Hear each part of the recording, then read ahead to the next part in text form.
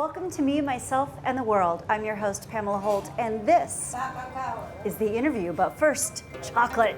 Yes! I love this.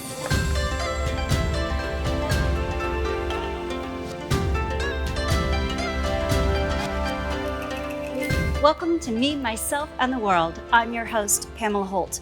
I've traveled to over 90 countries and territories, and I'm here to enlighten and inspire you on the art of solo travel. Come along with me as I journey around the globe and share inspiring stories of solo travelers. Hit lots of cool adventures. Meet the locals and hear their stories. And a whole lot more.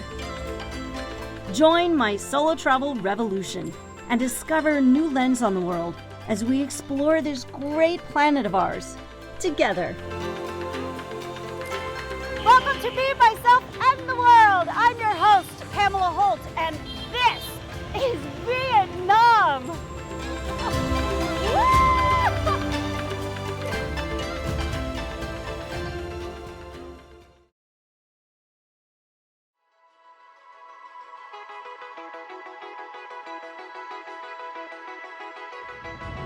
We leave off from the previous episode, continuing to explore off the beaten path on our Vietnam backstreet tour with our guide Chin Chin and fellow solo traveler Pat. Chin Chin is taking us to the infamous No Fear Alley, better known as Train Street. Pat has no idea what she's in for. I dropped my phone and thank goodness I had this Apple protector. Whoa. Make sure to arrive 30 minutes early as the schedules are not fixed. Nice to see you again. See you again. Hello. Well, in 1945, we were built, the railway. Along this area, all of them, they are train workers. They are living here. With the train workers, they're living here, and day by day, they maintain about the train track. I understood that the train tracks and the train system was built by the French 110 years ago.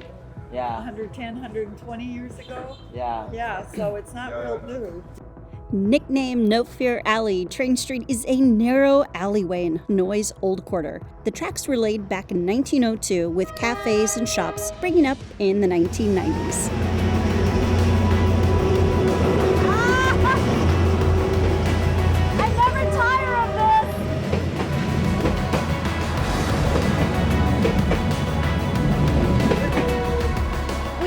Made that train. We had like 4 minutes to spare. That was cool.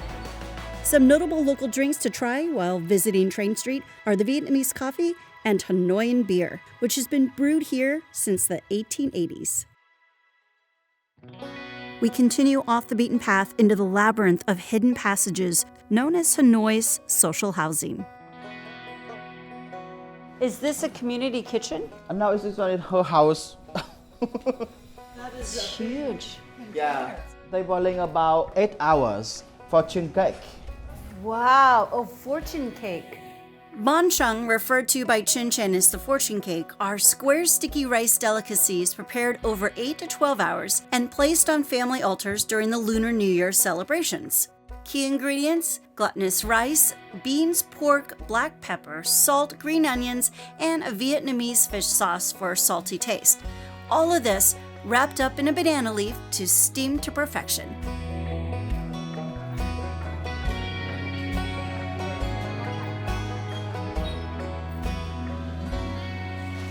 Hello. Hello.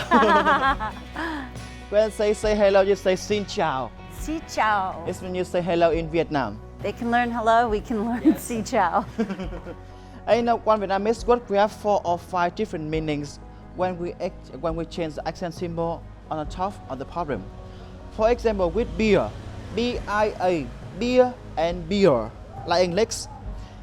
Beer, the cover on the left side, the cover of the book. Beer in the middle, like chop. Yes. Beer is a fresh spring roll. Beer under the bottom, it means liar. Beer, and beer. That was the same word 5 times, but for you, for your ear. The tone, when the tone changes and the accent symbol on the top changing, it means we're changing the meaning too. Whew.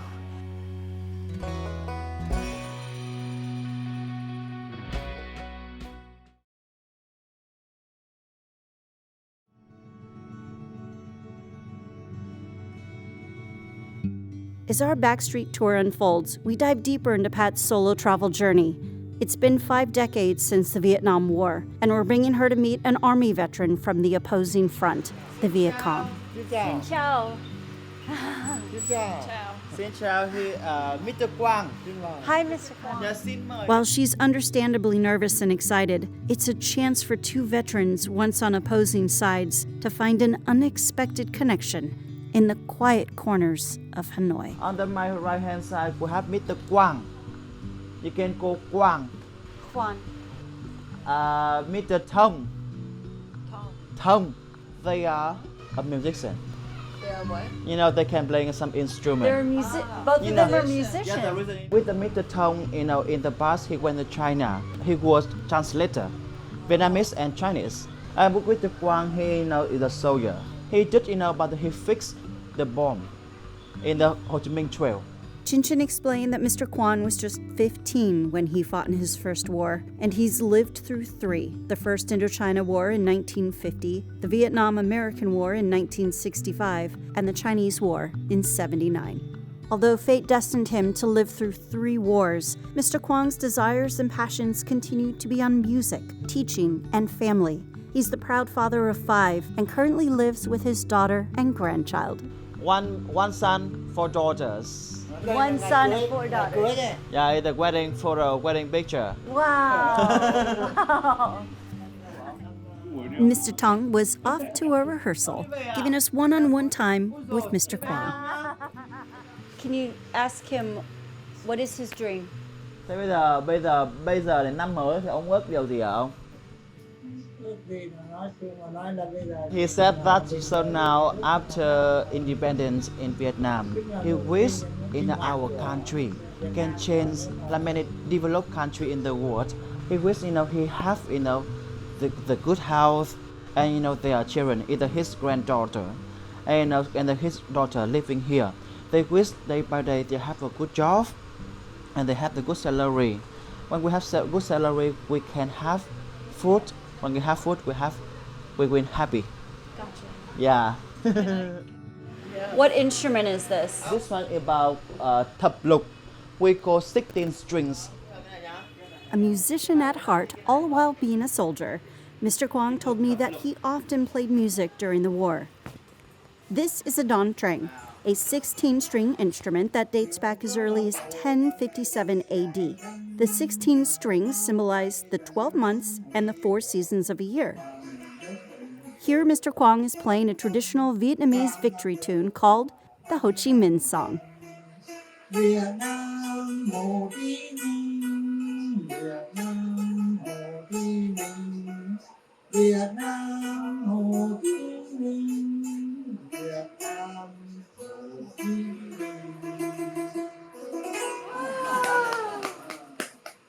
Wonderful. And this is the Don Ni, a 2-string instrument. Its unique sound box is generally covered with snakeskin at one end, and the instrument is very similar to the Chinese eru, which Mr. Kwong learned to play in China during the Chinese War of 79. If you have a chance to hear a musical performance while on holiday in Vietnam, keep an eye out for it. It will be a special and memorable treat. So it is very surreal for me, very emotional. To hug her, I never thought I'd be in Hanoi because I joined the Army in 1970 to be a nurse for Vietnam. And Yeah. 50 years later, Yeah. With my generation, we never knew about something the war. When I asked my parents and my grandparents, I asked them, how do you think about American war? They told us, war runs so far. All of us, we are losers. Nobody winner. Bye. Thank you. Gamon. For me, it's like an honor to be able to come into somebody's house and to see how everybody lives. Thank you. To be welcomed. Yes. I mean, to want to be hugged. You know, with his smiling. Yes. We cannot tell him, can you smile? We cannot. No. Yeah. It's great. Thank you. Another successful moment in my solo travel revolution as we go far beyond vacations and holidays and into self-discovery and connection, the true meaning and reward of solo travel.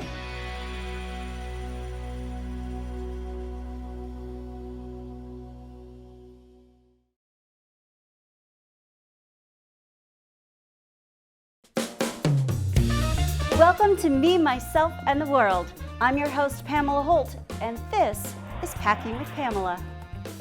Apps, apps, apps. There are so many apps that can just open up your whole world of travel. Things that are good for transportation, lodging, conversion, translation, you name it, it's out there. I personally am going to talk about a few of the apps that I always carry with me. And I would say the number one app that I like to have is Google Translate. Google Translate is so handy. I've used it over and over in countries where I want to communicate with a local because I really like to get my feet dirty. And I like to go to the local places and they don't always speak English. And if I want to get my hair washed, I don't want to get it permed. So it's important that we use Google Translate. I've even noticed on this trip that when I hold Google Translate up to a written sign, it translates it right there for me. I can literally hold it up. Now, if you're driving somewhere, this can be extremely handy. There are many, many different translation apps. You can pick your choice. Use them a little bit before you head out. It's great. Another one that I use is transportation.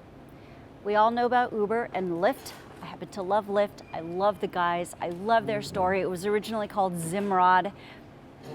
Amazing story how they basically revolutionized ride sharing. But there are specific ride shares in each of the sort of destinations in Europe. In Southeast Asia in particular, there's Grab. And it's very handy. You often need to have a local card, which you can buy a SIM card for $5 and suddenly use Grab.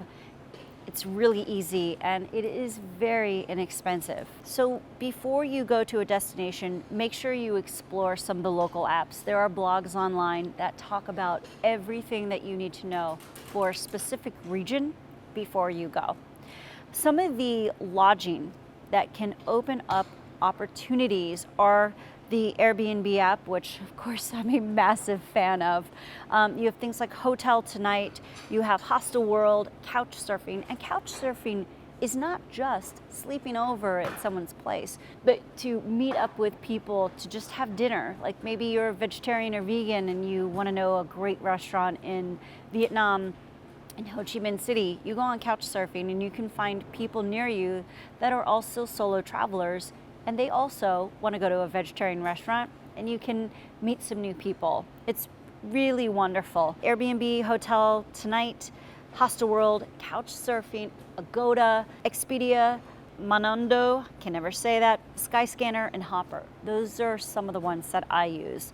And you can get some amazing, amazing deals, up to like 74, 75% off, especially if it's the night before. And if you're a solo traveler winging it, those are amazing apps. You can be staying at resorts for practically the same price as a low budget hotel, occasionally, not always. So do a little exploring and open up your travel destinations, your travel ability, and close that wallet. Yeah, open up the opportunities and close your wallet, because a lot of this will save you a lot of money. Converter. There is this great converter that you can get online. There's a lot of them. And what I do is on this particular trip, I have the United States dollars at the top. And then I have Bali, I have Vietnam, I have Indonesia, Vietnam, and Thailand right here in order. And I can see just by putting in, let's see, I'll put in $1 here, what the conversion rate is for each of the countries. So quick, so easy. You don't have to rely on asking the locals what the rate is. I think it's really handy so that you're aware of how much you're spending.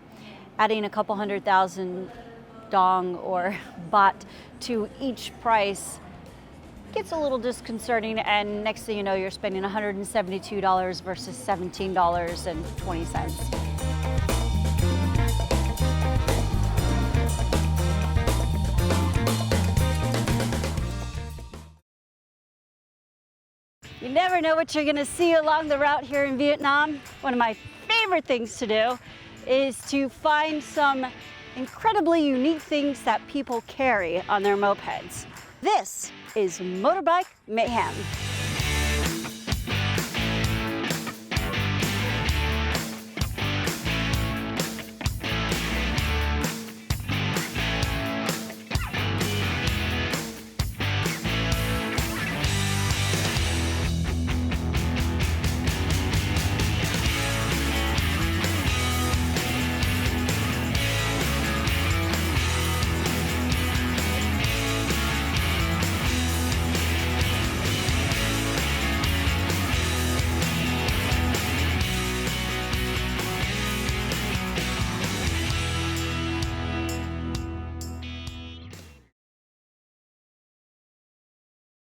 Welcome to Me, Myself, and the World. I'm your host, Pamela Holt, and this is the interview. But first, chocolate. Yes! I love this. Pat, tell me a little bit, just briefly, a little bit of your history. I joined the Army in 1970, and when I retired, because of Vietnam, so that is what brings me here 50 years later. It is very special. You became a nurse, you joined... Because they needed nurses for Vietnam, and I wanted to go to nursing school, so... And here we are, this is your first visit. Yes, and it is very emotional, because to be in Hanoi and to meet so many former Viet Cong fighters personally, and to have them embrace Americans now. It's one thing to read it, and it's one thing to get that hug, and it's really heartwarming. I have chills going up and down. When I retired from the Army in 1993, I decided it was a good time before I started my civilian life to travel, and I didn't know any friends who had done this before, but I bought a backpack, packed what I thought I needed, put it on, and flew to Europe. And I ended up staying there 6 months. I traveled 13 countries. How old were you? I was 41 years old. I was sitting with the 20-year-olds in the train station, sometimes barely able to get my backpack up, but it all worked out. No internet. Many days I didn't know where I was going to be sleeping that night or staying. Right. And I don't recall being frightened or anything. It just, I met many wonderful people along the way. I can still see some of them in my mind. So many were helpful. And it was just an incredible experience. I knew at one point that it was not going to get better than this. I can't imagine not doing what I did. So many people who want to travel alone, and they say, no, that's for 20-year-olds, that's for people who don't have careers, that's for someone else outside of their realm, and it's for everyone. It's way more doable than you would think. I mean, you just have to have a little sense, maybe a big sense of adventure. And if you really want to do it, it can be done. I know, because I did it. Is there anything that you would say to women or men who are solo travelers or travelers, married, not married, anything that want to get out there and see something alone? What do you recommend? Travel light. Carry little, very little, because you need very little. It is amazing. I really encourage people who have any interest at all in in traveling. Please, it's just too wonderful of an experience to not do. I can't encourage young, middle, and older people as much as I can to follow your dreams. Yes. Because I have, and I still have dreams. And what is your dream? Well, it always was to go around the world, always, since I was a child. And now I've kind of realized maybe I won't do it in one, I'll do it in sections. Yes. And that will be good. That will be good enough. but that would have been it, to go around the world. Yeah, that's an extremely exciting dream to fulfill. Our interviews have been so different, so varying. We've been interviewing guys, girls, young, middle-aged. I have yet to find an older traveler, but I will, and we will come back with that. I thought I qualified. No, not really, because when I'm talking older, I meet like 97-year-old travelers. So you're a baby to them. Oh, isn't that nice? And that's on camera too. Yes. We will be back next time, but till then, from Pat and I here in Vietnam at the best egg coffee, we say cheers. Cheers. Happy travels. Happy travels.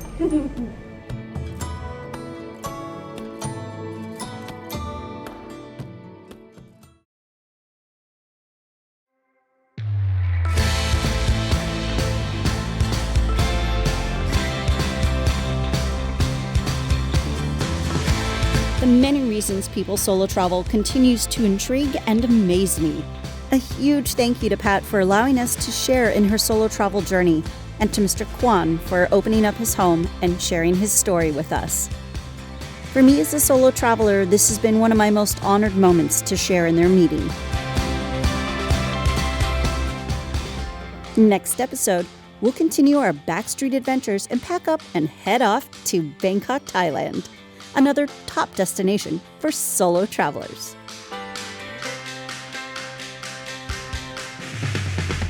Thank you for tuning in to another episode of Meet Myself and the World. I'm your host, Pamela Holt, saying Tap Viet from Vietnam. Mwah.